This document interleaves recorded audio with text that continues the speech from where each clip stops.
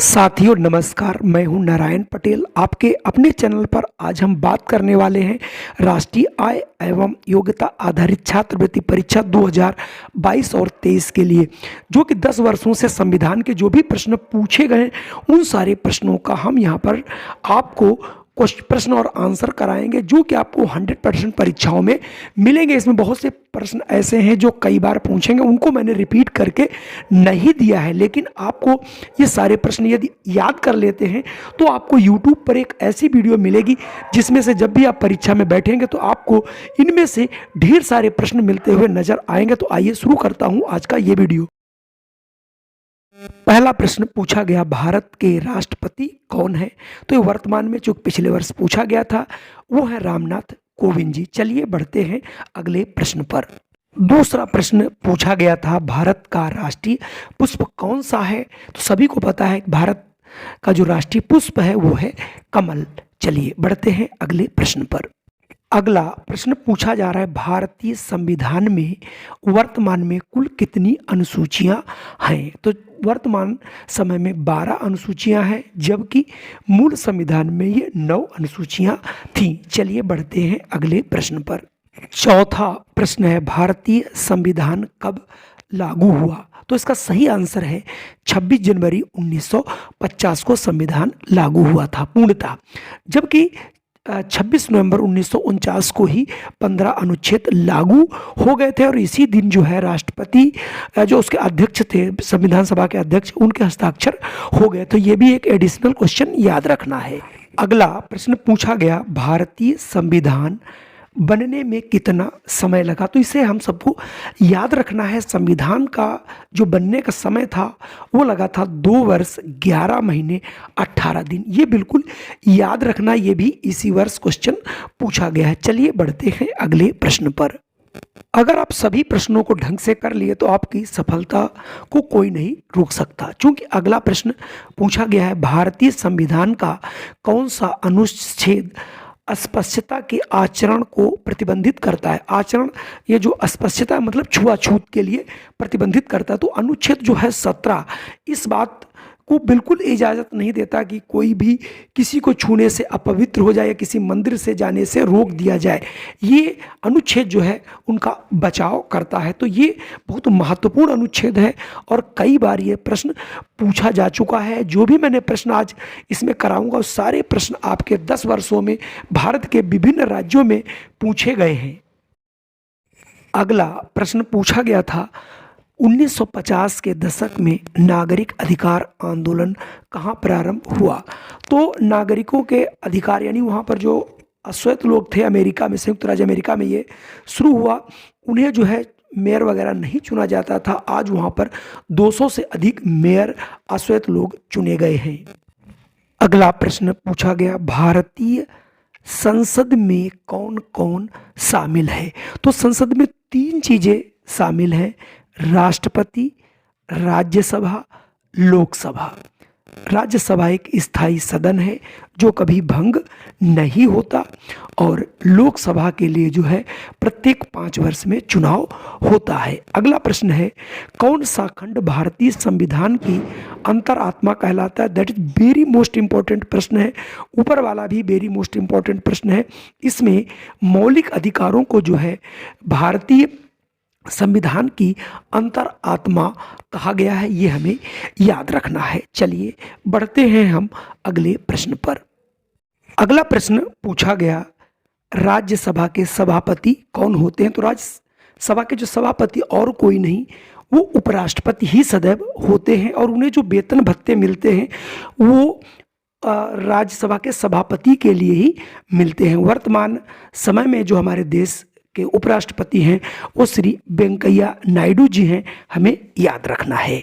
ठीक है, अगला प्रश्न हमारा है, लोकसभा के सदस्यों की अधिकतम संख्या कितनी हो सकती है? ये नहीं पूछा इस समय कितनी है, लेकिन 552 से अधिकतम नहीं हो सकती। तो आपको मैं बता दूं, भारत के वर्तमान संवैधानिक स्थिति के अनुसार संविधान में लोकसभा सदस्यों की अधिकतम संख्या 552 हो सकती है, जिसमें 530 सदस्य जो है राज्यों से और 22 सदस्य केंद्र शासित प्रदेशों से चुनकर के आते हैं और उनमें से वर्तमान अगर लोकसभा में बात करें 2019 में 543 सदस्य हैं, जिसमें से 530 सदस्य राज्यों से और 13 सदस्य केंद्र शासित प्रदेशों से सीधे चुन करके आए हैं। ये प्रश्न भी कई बार पूछा जा चुका है कि राज्यसभा में निर्वाचित सदस्यों की संख्या कितनी है। तो राज्यसभा में जो निर्वाचित सदस्य हैं उनकी संख्या है 233। इसे हमको याद रखना है और ये 2020 के एग्जाम में पूछा गया था। एक बहुत अच्छा प्रश्न है जो कि कई बार पूछा गया, लोकसभा में बहुमत हासिल करने के लिए किसी राजनीतिक दल या गठबंधन के पास कम से कम कितने सदस्य होने चाहिए। तो मैं आपको बता दूं, जितने भी निर्वाचित सदस्य हों उसके आधे से एक अधिक होना चाहिए। मतलब जो भी आधे सदस्य होते हैं उससे कम एक अवश्य ज़्यादा होना चाहिए। अगर आप ताज़ा उदाहरण लें तो जो 17वीं हमारी लोकसभा चुनाव हुए उसमें कुल चुनकर के जो सदस्य आए थे वो आए थे आपके 543। अगर 543 का आप आधा करते हो तो 271.5 आता है। इसलिए बहुमत होने के लिए उन्हें 272 सीटें होनी चाहिए। चूँकि इस समय भारत के जो लोकसभा में सीटों की संख्या है वो 543 है। कई प्रश्न बार बार पूछे जाते हैं, इसलिए हम यहाँ पर बार बार उन्हें नहीं लिख रहे हैं। तो अगला प्रश्न पूछा गया था, भारत का सर्वोच्च न्यायालय कहाँ स्थित है।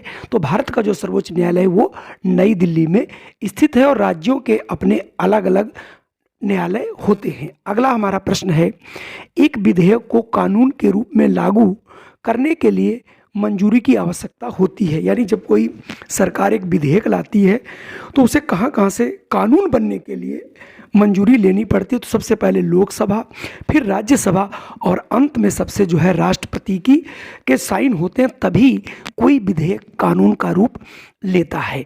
तो ढेर सारे प्रश्न हैं जिन्हें आप पढ़ कर के निश्चित तौर पे आप अपनी सफलता जरूर प्राप्त करेंगे और आप हमें इन प्रश्नों के बारे में कमेंट जरूर करें कि आपको ये प्रश्न कैसे लगे। चलिए बढ़ते हैं अगले प्रश्न पर।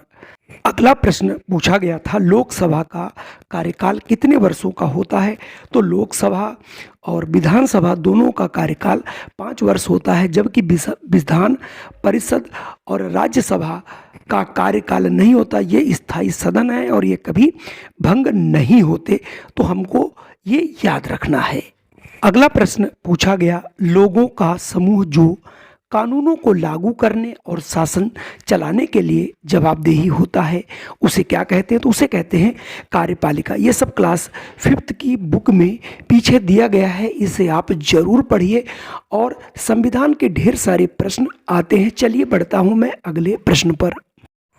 अगला प्रश्न इस प्रकार से था कि शोषण के विरुद्ध अधिकार एक कैसा है, मौलिक अधिकार है, विधिक अधिकार है या मौलिक कर्तव्य है या नागरिक कर्तव्य। तो इसका सही आंसर होगा मौलिक कर्तव्य। मौलिक कर्तव्य के अंतर्गत आता है शोषण के विरुद्ध अधिकार।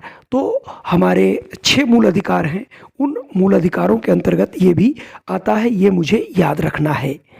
अगला प्रश्न अति महत्वपूर्ण है और कई बार पूछा गया है, राज्य सरकार का संवैधानिक प्रमुख कौन होता है। तो राज्य का जो संवैधानिक प्रमुख होता है वो होता है राज्यपाल। अगर आप केंद्रीय सरकार की बात करें तो वो होता है आपका राष्ट्रपति। तो यहाँ से प्रश्न हमें याद रखना है और राज्यपालों के नाम भी हमें याद रखना है। जिस प्रदेश से आप आते हैं, जैसे मैं उत्तर प्रदेश से आता हूँ तो उत्तर प्रदेश की जो राज्यपाल हैं वो श्रीमती आनंदीबेन पटेल हैं। अगला प्रश्न कुछ इस प्रकार पूछा जाता है, भारतीय संविधान आदेशित करता है कि भारत है पंथनिरपेक्ष, समाजवादी, लोकतांत्रिक, उपरोक्त में सभी। तो यहाँ पर तीनों हो जाएंगे, पंथनिरपेक्ष, समाजवादी एवं लोकतांत्रिक। ये हमें याद रखना है, कई बार ये प्रश्न पूछा जा चुका है। अगला प्रश्न वेरी मोस्ट इम्पॉर्टेंट प्रश्नों में से आता है कि लोकसभा और राज्यसभा की जो संयुक्त बैठक है वो कौन बुलाता है। तो ये सिर्फ और सिर्फ राष्ट्रपति बुलाता है। तो हमको इस प्रश्न को भी याद रखना है और अपने इम्पॉर्टेंट प्रश्नों में से सम्मिलित कर लेना है।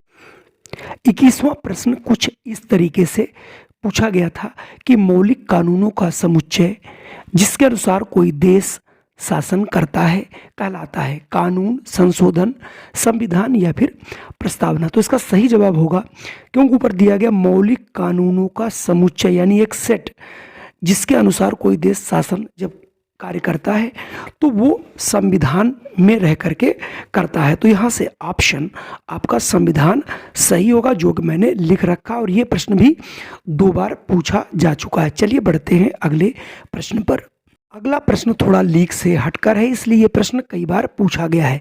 सर्वोच्च न्यायालय का न्यायाधीश किस उम्र में सेवानिवृत्त होता है? आपने सुना होगा ज़्यादातर रिटायरमेंट जो होता है वो 60 साल में हो जाता है। तो शिक्षकों का 62 वर्ष होता है, और सर्वोच्च न्यायालय जो होता है उसका जो न्यायाधीश होते हैं उनकी जो रिटायरमेंट की उम्र है वो 65 वर्ष होती है, इसलिए हमको यहाँ पर याद रखना है।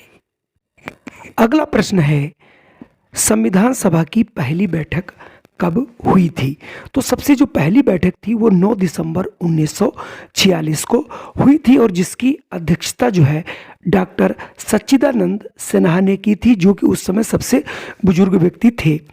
अगला हमारा प्रश्न पूछा गया था, संविधान सभा के अध्यक्ष कौन थे? तो संविधान सभा के जो अध्यक्ष थे वो डॉक्टर राजेंद्र प्रसाद थे। यही आगे चल करके भारत के प्रथम राष्ट्रपति के रूप में चुने गए। चलिए बढ़ते हैं अगले प्रश्न पर।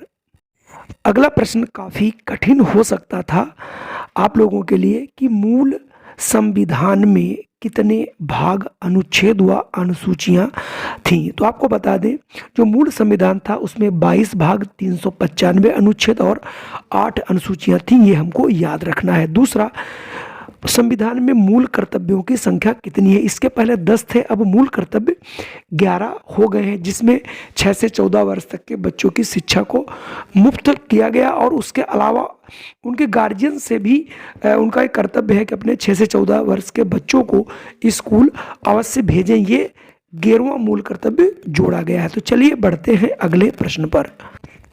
अगला प्रश्न लेटेस्ट भी है और कई बार पूछा गया है। नीति आयोग का अध्यक्ष कौन होता? तो याद रखना है, नीति आयोग का अध्यक्ष प्रधानमंत्री होता है। अगला प्रश्न था, भारत में मानवाधिकार आयोग कब बना? तो ये बना है 1993 में। अगला प्रश्न, संयुक्त राष्ट्र संघ की स्थापना कब हुई? तो ये हुई थी 24 अक्टूबर 1945 को। तो आज के ये 30 प्रश्न हैं। अगले दूसरे वीडियो में 30 प्रश्न आएंगे। मैं आशा करता हूं कि ये प्रश्न आपको जरूर पसंद आए होंगे। अगर आप इन वीडियो में हमारे कुछ भी बदलाव चाहते हैं या प्रश्नों का संग्रह किस टाइप का चाहते हैं, वो आप हमें कमेंट करके ज़रूर बताएं। अगर ये वीडियो हमारा पसंद आया हो तो कृपया आप लोग इसे लाइक ज़रूर कीजिए, और अगर चैनल पे पहली बार आए हैं तो इसे सब्सक्राइब कर लीजिए। आपको इस प्रकार की वीडियो सदैव मिलती रहेंगी। जय हिंद, वंदे मातरम। फिर मिलता हूँ नई वीडियो के साथ।